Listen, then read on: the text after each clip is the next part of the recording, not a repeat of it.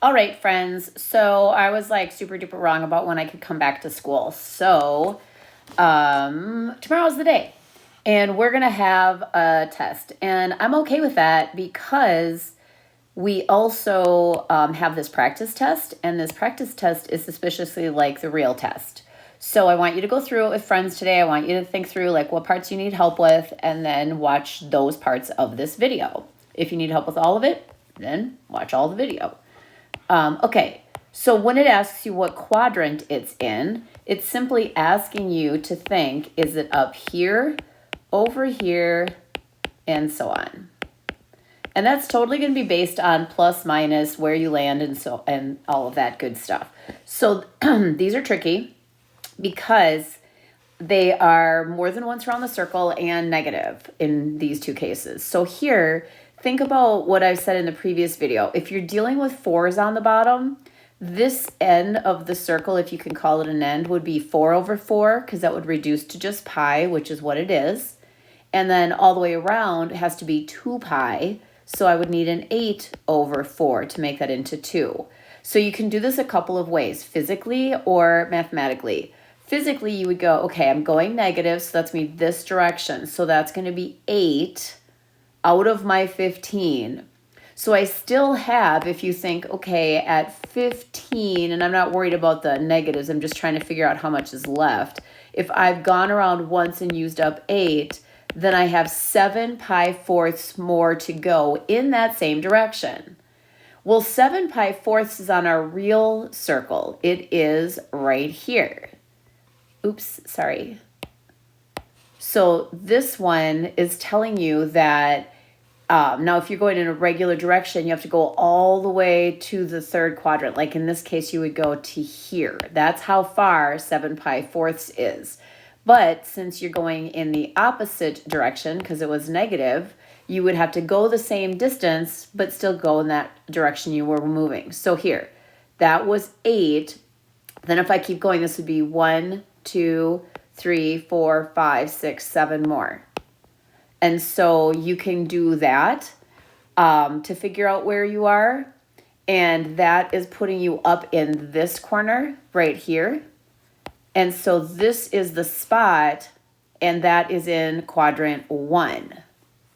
Do I have an answer? So that's what I put. Same thing here. This is the same exact concept, except it's significantly easier because we are used to doing degrees. So all the way around is 360. So this is 360, whether you're going positive or negative. So you're starting at going negative 420, but by the time you go around this far, you've used up 360. So just like up above, I'm thinking, okay, once around is going to leave me with just 60 degrees left. So I need to go 60 degrees further. So looking at my circle, I'm right here and I need to go 60 degrees further. So I'd end up down here. It doesn't really matter specifically where I am because this one's not asking for any values. It's just asking what quadrant I'm in. So I would say, okay, well, that quadrant down in the bottom right is going to be quadrant 4. And then the last one, this one's dealing with what's positive where. So for example, cosine is x, and less than 1 means you're looking for the places where x is negative. Well, in the quadrants, the place that you have negative x's would be here and here because you move to the left. Okay, but it has to be both things because it says and. So if I go to cosecant, I have to think, what does that do? That flips over my sine or y. And so they'll both be positive or both be negative. And in this case, it says greater than 0. So I need my cosecant to be positive, which means my sine has to be positive, which means my y is positive. It's all just different language for the same stuff. So then think about where y is positive, meaning when you plot points, where is your y value positive? Well, up here and up here. So the two places where both things are happening would be right here in quadrant 2. That's where I have a negative x and a positive y. So then my answer is 2. So the point of a practice test today is that you're probably going to get one just like this. In radians, that's more than once around. then here you're going to get degrees. It might be more than once around. You might have to go negative rather than positive. And then you're going to get one that describes it in terms of sines, cosines, tangents, and so on. So that's exactly what 1 through 3 will be like tomorrow. Okay, converting, we're going to be using our conversion factor, and our conversion factor is always that pi is the same as 180 degrees. Some of you probably just use the conversion factor, and maybe some of you set it up where you have your radians over degrees equals pi over 180, and then set it up as a cross multiplication. That can be easier or more challenging depending on kind of how you see and calculate things. So in this case, personally, I think it's easier to do 180 over pi. I have the pi here indicating that I'm starting with radians. So since I'm starting with radians and I want to end with degrees, I need to arrange my conversion factor so that the radians will cancel and leave me with degrees. So I set my conversion up as 180 over pi. The pi's cancel. And then we need to get a calculator. Let's go find my bag. Then I'm just going to take the numbers I have left and multiply that all out. So let's see. 180 divided by 30 is going to be 6 times 7. It looks like 42 degrees. But now I'm obsessed with finding my calculator, which is not going well. I'm just glad that I could extend this video even longer than it already is by having trouble finding this. There's a lot of things in my bag. Yay, got it. Okay, so all I'm doing is exactly what it says. I'm taking 7 times 180, and then I'm going to divide it by 3, and I'm going to end up with, divide it by 30, and I'm going to end up with my 42 degrees. That was a lot, sorry. Probably should have come more prepared to this party. All right, this one's starting with degrees. Why is there a period? Who knows? But since I'm starting with degrees, I would need to arrange my conversion factor with degrees on the bottom so they'll cancel. So I'm going to take my negative 65 degrees and multiply it by my conversion factor with the degree part on the bottom. Keeping in mind that you write radians as fractions of pi, really all I'm going to do is take negative 65 over 180. I'm going to go to math and then hit enter twice to get that reduced, and that'll tell me what fraction of pi. So negative 65 divided by 180 reduces to negative 1336. Well, that's ugly, but who cares?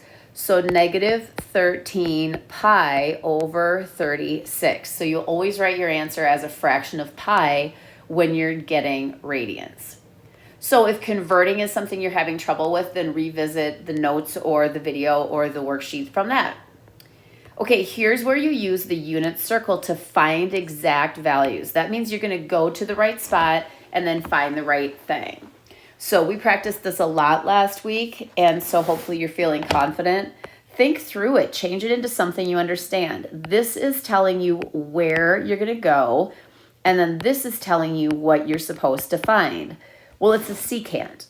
So think about what you know. Secant is related to cosine.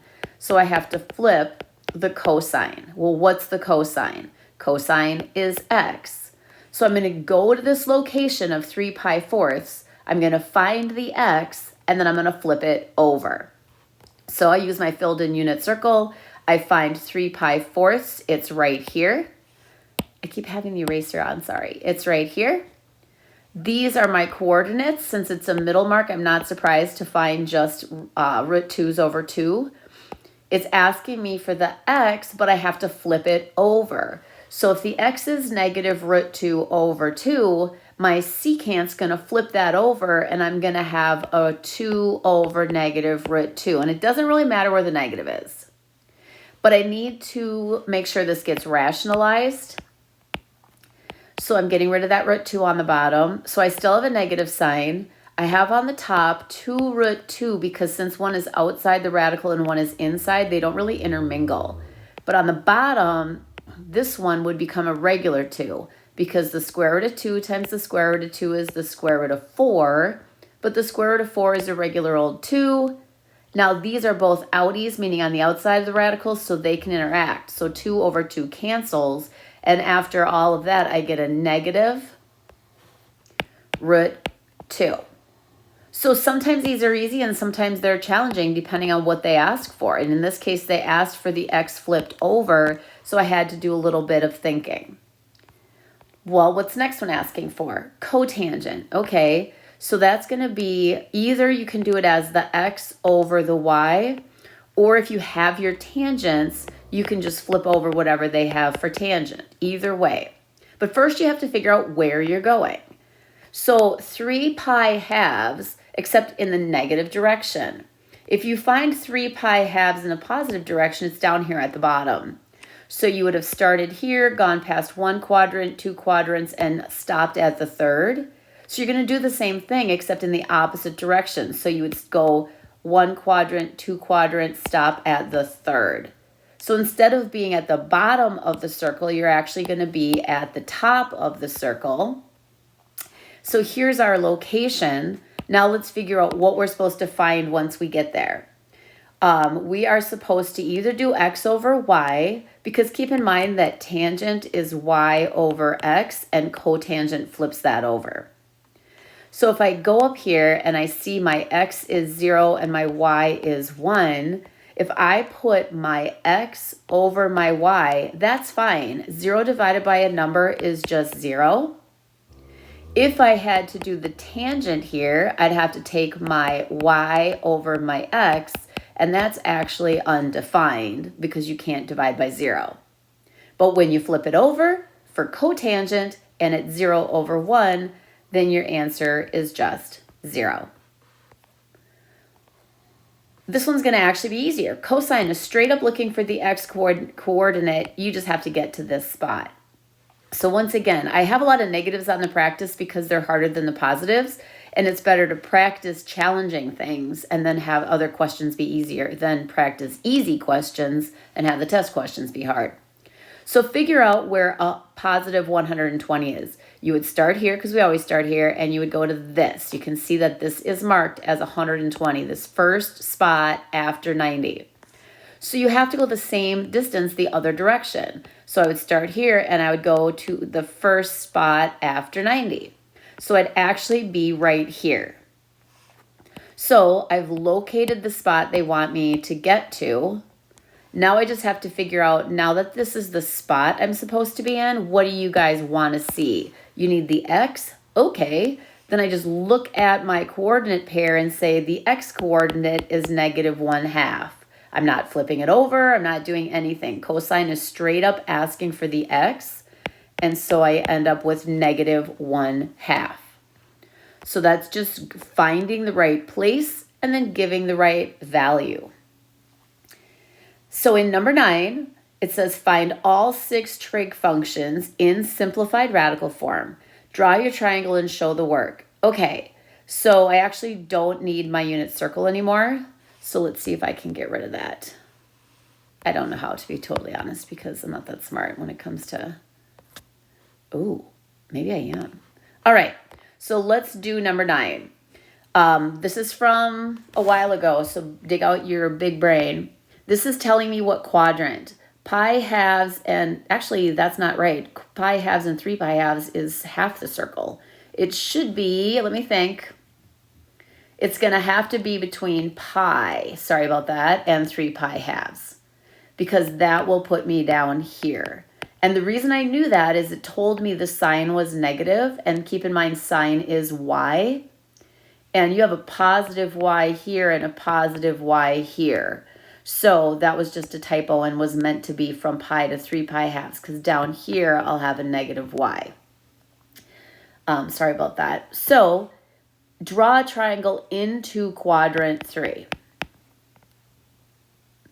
Alrighty, so in quadrant 3, this is my sign that they gave me. So keep in mind, if the sign is negative 2/5, this is opposite over hypotenuse. My opposite for this one would be over here, adjacent and hypotenuse. So the opposite has to be 2 and the hypotenuse has to be 5. And the only one of those that can be negative is the 2, which it is because you're going down into that quadrant. Okay, so now I've labeled my triangle. So when it says draw your triangle, that's what it means, part of the bow tie. Okay, but when I go now to find this third side, keep in mind that ultimately that is also going to be a negative because in order to be in that quadrant, my x has to be negative as well as my y. So first I'm just going to find it. My adjacent side squared plus 2 squared is going to equal my hypotenuse squared. So this is a 4, a 25. When I subtract, I get 21. So I get root 21. But in this quadrant, that's going to have to be a negative root 21 on that adjacent side because I'm going left. Okay, now I have all the pieces that I need, and I'm just filling in these blanks. So sine is opposite over hypotenuse. They already told me that in the problem, so I don't have to think very hard. It's negative 2 over 5. Cosecant flips that over, so negative 5 over 2. Cosine is going to be the adjacent over the hypotenuse. This one gets a little bit trickier, but not terrible at first. The first one is going to be the adjacent, which is negative root 21 over 5. The secant will get a little bit dicey because I've got to flip that over and rationalize. It's still going to be negative because pairs like these two, and these two will always both be positive or both be negative. So what would I have here? I would have 5 over root 21, but I have to get rid of that root 21. The negative 5 and the root 21 don't intermingle, but the bottom becomes a regular 21. And I actually can't do anything else because the 5 and the 21 don't reduce on the outside, so I'm done. Tangent's opposite over adjacent. And if you look at the picture, your opposite is negative 2 and your adjacent is negative root 21. So the negatives are going to cancel. I'm actually going to go flip it over right away. Oops, this is supposed to say cotangent. So I'm going to flip that over, and that'll put the root 21 on top and the 2 on the bottom, and the negatives are gone because they canceled out. I do that first because then I won't have to rationalize it a second time. Here, for regular tangent, I do need to rationalize it. So I'm going to be looking at this. So this will become negative 2 root 21 over regular 21. But I shouldn't have had that negative in there because there was a negative over a negative, so they canceled. Okay, that is a tricky problem, and number 9 tomorrow will be just like that. So now we're actually kind of going backwards in the chapter. This is going to be straight up Sohcahtoa and deciding whether you're using regular or inverse to find a side or an angle. It says draw a labeled picture to represent the situation. That means that that is going to be part of the points that you earn and then show your work to solve. So let's do this. Suppose a 35-foot tree. Okay, a tree is up and down. So that's 35. Casts a shadow. Shadows go on the ground. And that's 46 because it says. And then I already know that every single one of these has to be a right triangle. What is the angle of elevation? Angle of elevation always goes up from the ground. So if this is the ground where the shadow is, then this corner is the angle of elevation. And it says with respect to the ground from the end of the shadow to the top of the tree. So it's describing what they're asking about. Since I'm looking for an angle, I'm going to be using inverse. But I still have to decide by Sohcahtoa whether I should use sine, cosine, or tangent inverse. From the angle in question, this is straight across, making this opposite. And the one on the bottom is adjacent. So with opposite and adjacent involved, this is a tangent problem. But since I'm finding the angle, I'll do tangent, inverse, and then I'll tell my calculator.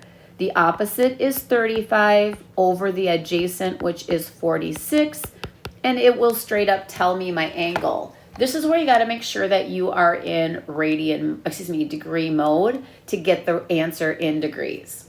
So second, tangent, 35 over 46, I get 37.3 degree angle. Alrighty, here from a point 70 feet from the base of the giant water slide. So here's a point 70 feet from the base of a water slide. So that's vertical to start with. Here's the slide. The angle of elevation, so again, from the ground up, this is not a very well drawn angle because that's certainly not 71 degrees, but who cares? How tall is the slide? Since this was my slide and I don't know how tall it is, that's my x. So I'm actually calculating for a side rather than an angle. So I'll be using straight up Sohcahtoa. I won't be using inverse. This is one of the very first things we did in trig. So again, from this angle, this is opposite and adjacent. So we're actually going to use tangent again. But this time we're saying the tangent of 71 is equal to the opposite over the adjacent. I can't even read my own writing. That's 70 along the bottom. And then sometimes people put that over 1 to make it easy to see that you're cross multiplying. So x is going to equal 70 times the tangent of 71. And again, be really sure that at this point you are in degree mode. So this is going to come out to be 203.3, and this one's not an angle, this is telling how tall it is, so that's in feet. All right, they actually are getting even easier. This is the same calculation process, except it is not in a word problem. So here's my angle. Straight across is going to be opposite. This is adjacent, so this is also a tangent problem just by chance. Tangent 13 equals opposite over adjacent. So the solving process is the same as the previous problem, and x will equal 24 times tan 13. Calculator tells me that is 5.5. Here I'm looking for an angle, so I'll be using inverse, but inverse what? Well, if that's my angle, this is my hypotenuse because it's across from the 90, and this is actually my adjacent. The opposite side would be straight across from it, but I don't really care about that because it's not given and it's not asked about. So since I'm using adjacent and hypotenuse, I think about Sohcahtoa. And the one that I use when I have adjacent and hypotenuse involved is cosine. But since I'm looking for an angle, I do inverse. And then I tell my calculator the adjacent over the hypotenuse. And it tells me what angle would have that as a cosine. So second cosine 109 over 134, 35.6 degrees. All right, we did one similar to this earlier on, so this will be good practice, but the quadrant is in a different language, and we're not finding all 6 things. We're just finding secant. So let's think through what that means. Secant means you need to flip the cosine, and the cosine is adjacent over hypotenuse.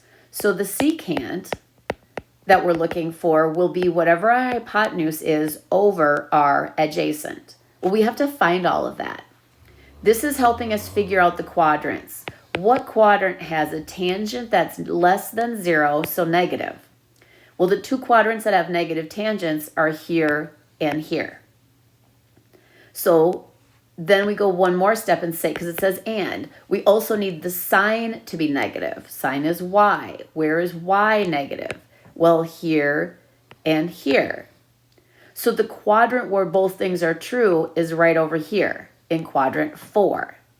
So using the description that they gave me, I can put those 2 pieces of information together and realize that I draw my triangle into that quadrant. The angle's always here and the 90 is out towards the end, like the part of the little bow tie. So now that I have my triangle, I label the sides that I know. How do I know the sides? Well, they told me that the sine is 3 over 5. Well, that would be opposite over hypotenuse. So this is a 3, this is a 5, it is negative, so the negative has to go with 3 because you're going down into that quadrant, and the hypotenuse is never negative. we don't know the adjacent or the x side. And in this quadrant, it's going to be positive because we're going to the right. So like every single time, we're going to go ahead and use our side lengths to find the unknown side. So this one's going to come out to be a much nicer number. Before we got like the square root of 21. Now we're going to get the square root of 16. And so that's going to come out to be a nice pretty 4. And again, it's positive because I'm going to the right 4 into that quadrant. So now I know my adjacent side, I know my opposite side, and I know my hypotenuse. And the only thing they want is the secant, which I already thought through, and that is going to be my hypotenuse over my adjacent. So that answer is simply 5/4. And again, number 14 tomorrow will be just like that. Okay, 15, it says find 2 radian solutions, and all this means from 0 to 2 pi is on the unit circle. All the way around is 2 pi. So find 2 radian solutions, meaning my answers are going to be in radians. Secant -2. Okay, this is backwards thinking, so use your big brain. If the secant is -2, which is the same as -2/1, you got that by flipping over the cosine. So if you flip it back around, you'd have 1/-2 or a -1/2.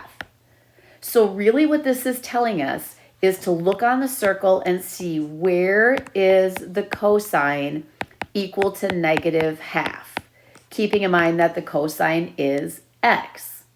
So you're going to go to your unit circle and you're going to look all around until you find 2 places where the x is negative. Now keep in mind that negative x's are going to put you over here or here. And we're looking for 2 places. There's one up here and one down here that have the x coordinate or cosine as -1/2. And those 2 spots on your circle should be at 2 pi thirds and 4 pi thirds. So those are the 2 spots that have a cosine of -1/2, which would turn into having a secant of -2 like it says in the problem. So is trig the easiest thing in the whole entire world? No. Is it impossible? No. This is exactly the steps, exactly the problems that you'd be walking through tomorrow. So use the answer key, use the people at your table to really understand how to do each of these problems. And if you're like, boy, I don't know how to do 15, then watch the video, talk to your friends, and figure it out, because number 15 tomorrow is going to look just like that. Cannot wait to see you live and in person tomorrow. Do your absolute best to get yourself preparified, and I shall see you soon. Bye, guys.